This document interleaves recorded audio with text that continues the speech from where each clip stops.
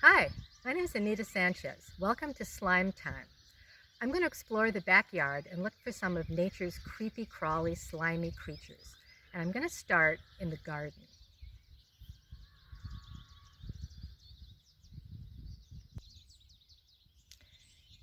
Now, as soon as you start looking at the garden, you don't see anything other than plants. But once you start digging, you're likely to find a bunch of these guys. These are the type of worm called night crawlers. They mostly come out at night. They don't like the hot sun because they need to stay slimy.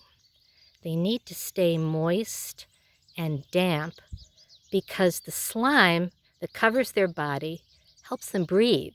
If they get too dry, they can't breathe. Molecules of oxygen diffuse through the slime from the air into their bodies, so they need that slime to keep them breathing. They like to be dark, so you can see right away they start burrowing down into the soil looking for a dark spot. Now I want to handle these guys very gently. These are living creatures, and I don't want to harm them or disturb them, so I'll put them right back when we're done.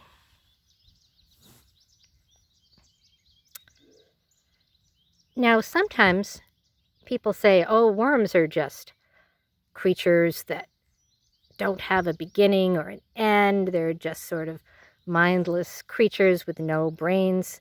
But that's not really true. They don't have brains like people do, but they do have a front end and a back end. You can see that they look different.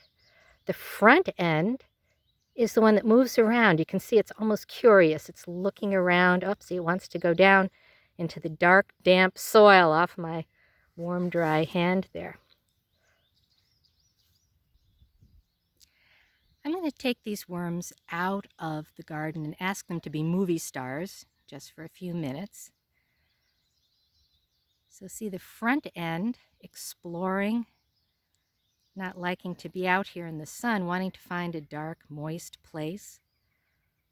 Worms don't have a mouth. Well, they don't have a mouth like people do with teeth and jaws, but they do have an opening at the front end there. They have a tiny hole, and they eat things like leaves, a dead bug, anything they can find in the soil. It goes in the front end and it goes all the way down through their long, slimy body. And then, like all creatures do, after they've taken the nutrition from what they've eaten, they excrete or they poop. Well, he's getting away here. And worm poop, which is also called castings, are full of nutrients. They take all the nutrients from the leaves or whatever they've eaten and break them down into their molecules so that then the nutrients from the leaf can be used as nutrients for new plants that are growing. So the worms are working with me in the garden. They're fertilizing the soil. They tunnel through it. They make tunnels in it which let air and water go into the garden. So without the worms, my garden would not be as fertile as it is.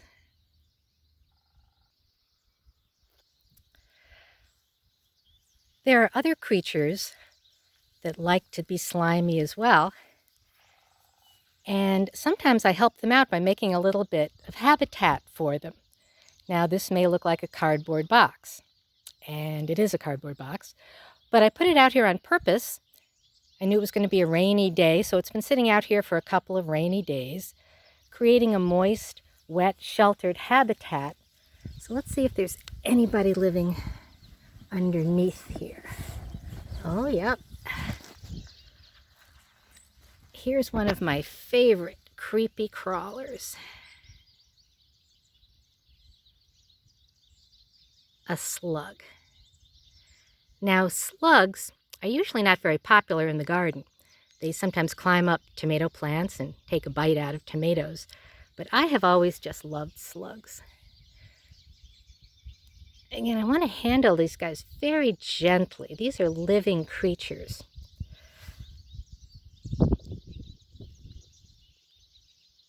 A slug looks like just a blob, but when he's a little bit warmer, it's a cold day out today, but when he's a little bit warmer, he'll move around.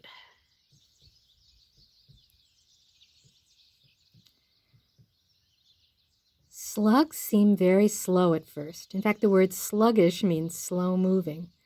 But once they get going, they crawl along. And one of the most interesting things they do is they start looking around. Now, unlike worms, slugs do have eyes. See those two stalks sticking out of their heads there? Those are their eyeballs. There's an eyeball on each one of those long stalks. Now, the slug can't see things as well as you and I can, but they can see light from darkness. And like the worms, they want a dark place. You can see them sort of feeling along with those eyes. And there's two more stalks underneath that also come out, which are like nostrils, and they can also smell where they're going. They're looking for a dark place. They're looking for a quiet place to hide. Because there's lots of things that eat these guys. Worms and slugs are part of the food chain for lots of creatures, so they want to stay hidden. In fact, slugs are one of the main food of everyone's favorite insects, or at least one of my favorite insects, fireflies. Firefly larvae, before they grow wings and fly around making those beautiful flashing signs, eat slugs as their main food. So if we didn't have slugs, we wouldn't have fireflies. Now, slugs may eat a few tomatoes in our garden. That is true.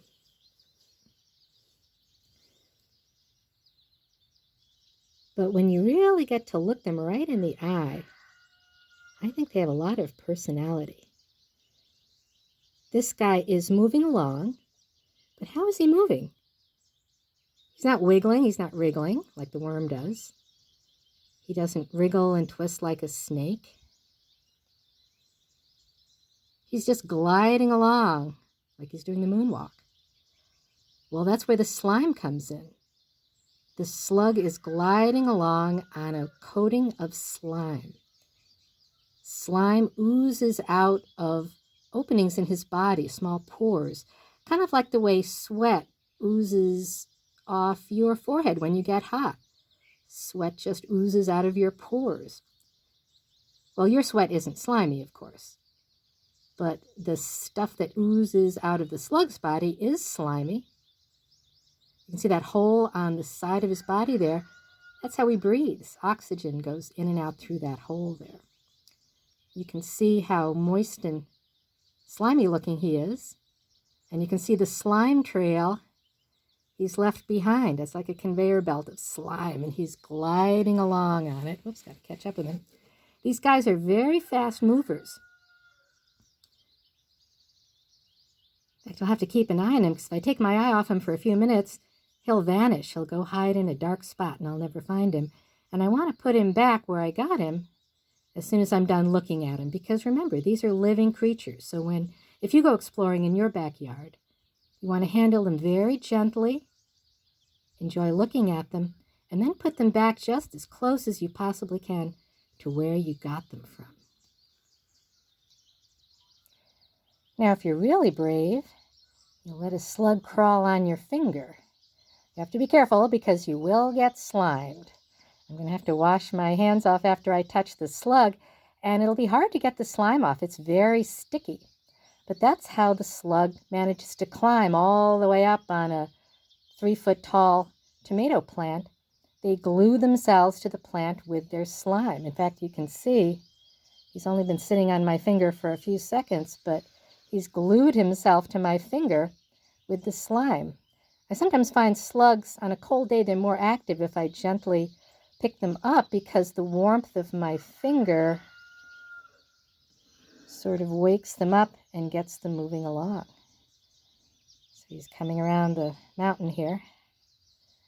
You can see him stretching out with those eyes, looking for light and darkness. And I think he's saying, oh, it's light up there. I want to go back down towards where it's dark. He wants to find a good moist rock to hide under.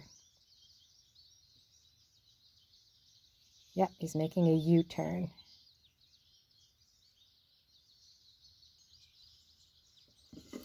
Now, while I'm observing this slug, I don't want him to get too dry. So sometimes I'll take a paintbrush and very gently just paint a little bit of water onto the slug. Or if I'm looking at a worm, I'll do that too. Just very gently give him a little bit of moisture. I like to use a paintbrush because it's so soft, and the soft end of the paintbrush reminds me to touch the slug very, very gently. Now the slug has very sharp senses. It can tell, well, when it gets near something, see how it pulls those antennae right back into its body. Its body is sort of like jello, and it can bring those antennae right back in. I don't want to scare him. I'm just going to very gently ask him to pop those antennae back in, and then they pop back out again. So that keeps his delicate eyeballs safe if he comes near something dangerous. But then he can pop them right back out again and keep exploring and looking for a good place to go.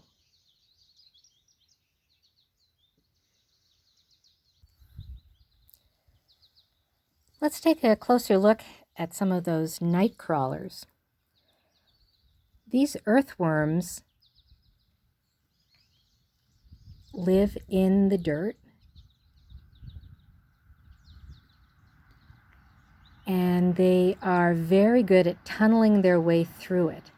Now, how do they dig their way through the soil? They don't have hands. They don't have legs. They have tiny bristles on their bodies, which are really almost too tiny to see without a microscope. But if you have the earthworm on your hand, you can feel a little bit of a roughness, like there was a brush bristles brushing against your hand. Those tiny bristles grab onto whatever surface they're on, this wooden box or the dirt or a rock or wherever they are, and they use those to push off so that they can crawl along. That's a little bit different than the slug. Remember, the slug's moving on that conveyor belt of slime very smoothly. The worm's body is also very stretchable. See how he stretches out long and thin and then sort of draws himself up like an accordion and gets shorter and fatter and then stretches himself out long and thin again. Now, I keep saying he, but really, both worms and slugs are weird creatures that don't have male and female. All worms and slugs are both male and female. Any worm and any slug can lay eggs. A worm will mate with another worm, and then both worms can crawl off and lay eggs. And I have a visitor here wanting to see what we're up to. No, that is not cat food. Go away. Nothing like having an assistant.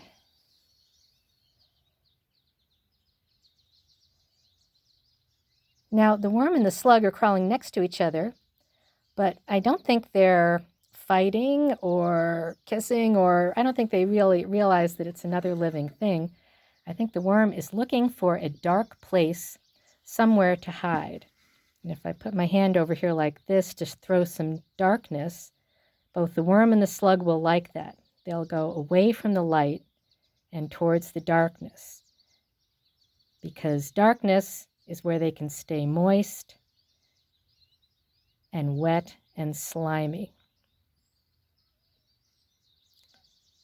So they both want to go that way. And this little slug, this one's an older slug, but this one's just a baby slug. This is a very tiny slug. And she was heading over there too. Uh-oh, this worm's trying to make an escape attempt here. Come on, buddy. Very gently up like that. So again, as soon as we're done looking at these creatures, I'm going to put them back where they came from. The worms will go back in my garden, and I'll put the slugs back under that cardboard box that's such a good habitat for them. I put the cardboard box fairly far away from the garden because I don't really want the slugs in the garden. I don't mind if they eat some of the leaves out in the woods there, but I don't want them eating my tomatoes.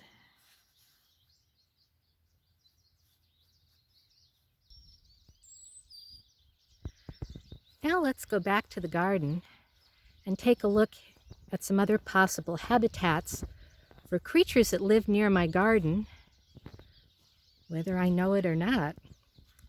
Some are slimy, some are not. Here's an old board, been sitting in the grass. Let's see if anybody's living underneath here. Whoa, something has been tunneling like crazy underneath there. Probably a small kind of rodent called a meadow vole.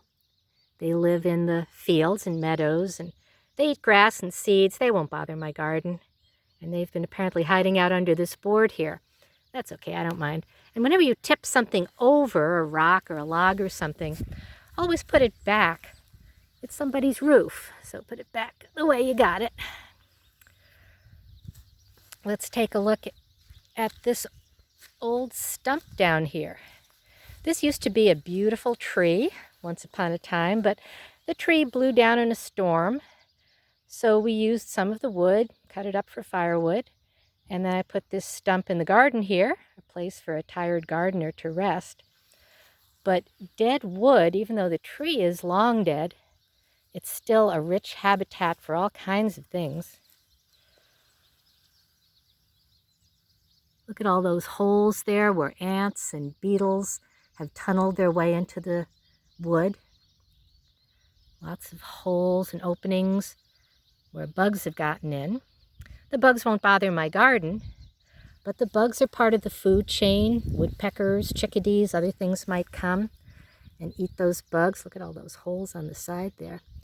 Okay, let's lift this up. Oh man, that's heavy.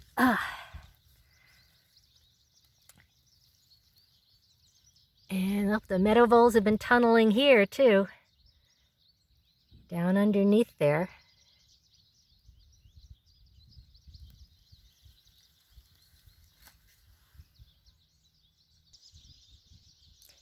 Here's another habitat I created. Piece of cardboard. It's been here for about a week. It's gotten nice and wet.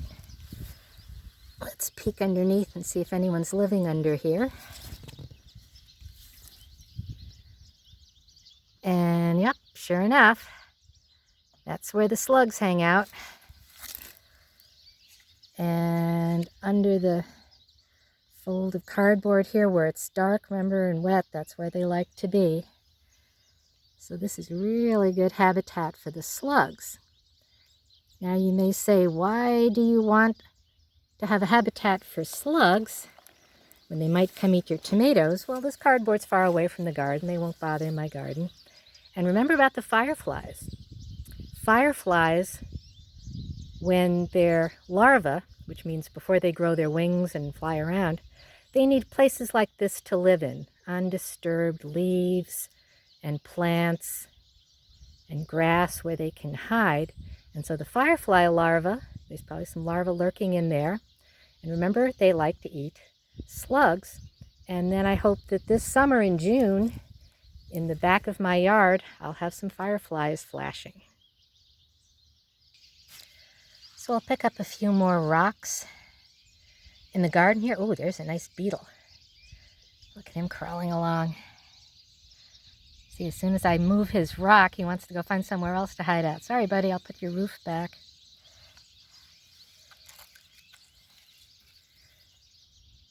Nobody home under there.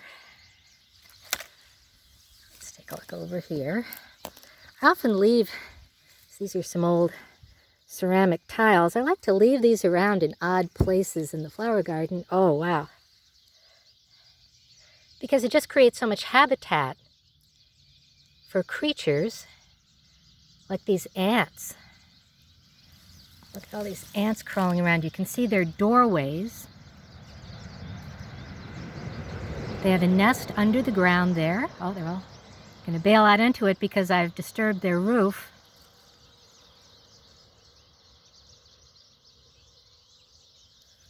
These guys won't hurt my garden. Oh, there's a worm. This is not a nightcrawler. See how this worm is much smaller. This is a different species of worm. There's thousands of different species of worms. Nightcrawlers, the big ones we were looking at before, are actually from Europe, and in the forest they can be harmful because they're actually too big for things like salamanders that live in the woods to eat. Salamanders like the smaller worms, like the one we just saw. And those big worms tend to eat up all the food in the forest so that the smaller worms have no food left. Here's an interesting log. Let's see if anybody's home under here. Oh, wow, that's heavy. There we go. Up some more of those small worms, which are such great food for salamanders. So the shelter that the log provides is great habitat for the worms. And then the log itself, look at all that. Those are probably eggs of some sort.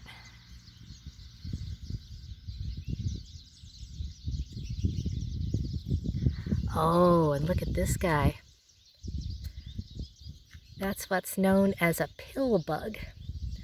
They like to live under logs. They're not insects. They have way more legs. Insects have 6 legs. These guys have a lot more legs than that. They're very flat. Look how flat that body is. They can fit under logs and under rocks. They're very well camouflaged. They have antennae, sort of like the slug does, so they can see where they're going. Like the slug, they don't like it when it's light out. They want it darker.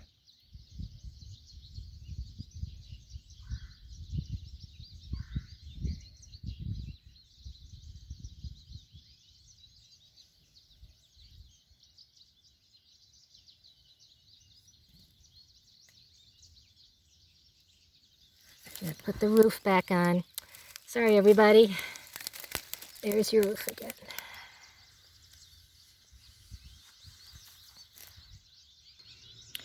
Let's turn over a few more rocks here. Ooh. There's webbing there. Sure sign that a spider has been around. Now, a lot of people say, ooh, spiders. Spiders aren't slimy, but they really gross a lot of people out. But spiders are incredibly helpful. They eat lots of insects, and also they themselves are food for lots of living things.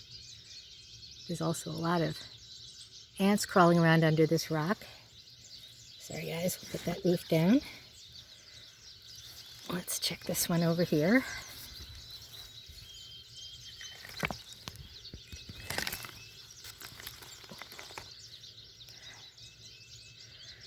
Those white things look like worms or something, but they're just plant roots, of course. More meadow vole tunnels.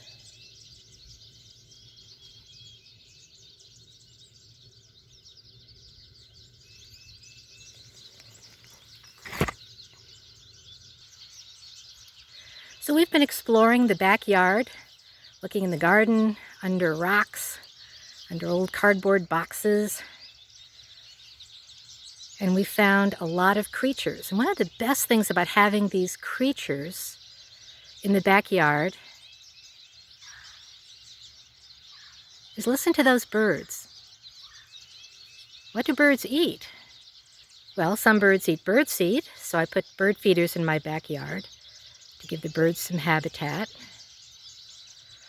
But lots of birds don't eat seed. And particularly in the spring, all birds need protein. They need food to feed their growing babies. So they need these creepy crawlers that we've been looking at. The bugs and the slugs and the spiders and the worms. Because those are all an important part of the food chain Without the slimy, creepy crawlers, we wouldn't have the chorus of birds singing their beautiful songs.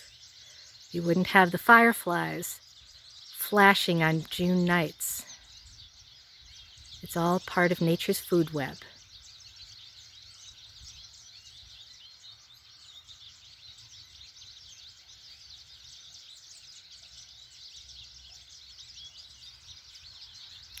Thanks for coming on the Slime Time program. It's been great exploring the backyard with you. Bye.